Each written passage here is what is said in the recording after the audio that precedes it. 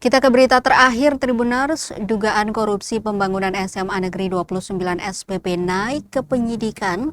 Polda Maluku usut kerugian negara. Direktorat Reserse Kriminal Khusus atau Ditreskrimsus Polda Maluku resmi meningkatkan penanganan perkara dugaan tindak pidana korupsi bantuan pemerintah program revitalisasi pembangunan unit sekolah baru atau USB SMA Negeri 29 Serang Bagian Barat atau SBB tahun anggaran 2025 ke tahap penyidikan.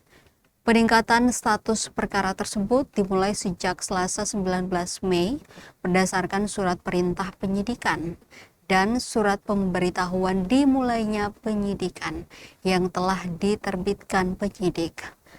Langkah itu diambil setelah penyidik menemukan adanya indikasi perbuatan melawan hukum dalam pengelolaan dana bantuan pembangunan sekolah yang diduga berpotensi menimbulkan kerugian negara.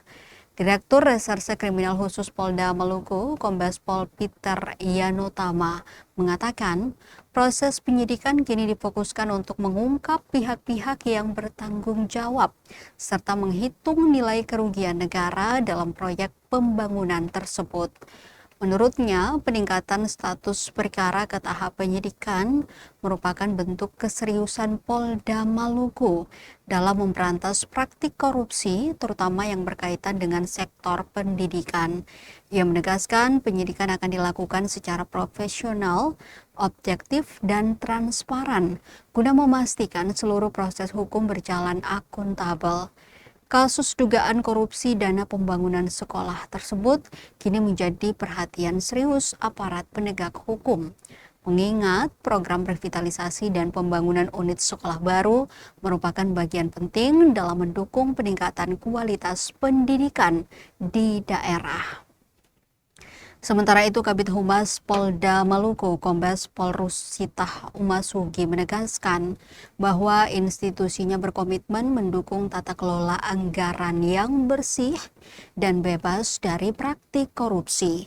Ia juga mengimbau masyarakat agar mendukung proses penyidikan yang sedang berjalan serta tidak menyebarkan informasi yang belum dapat dipastikan kebenarannya. Saat ini penyidik Subdit Tipikor Ditreskrimsus Polda Maluku masih melakukan pendalaman perkara melalui pemeriksaan saksi-saksi, pengumpulan alat bukti hingga koordinasi dengan sejumlah instansi terkait.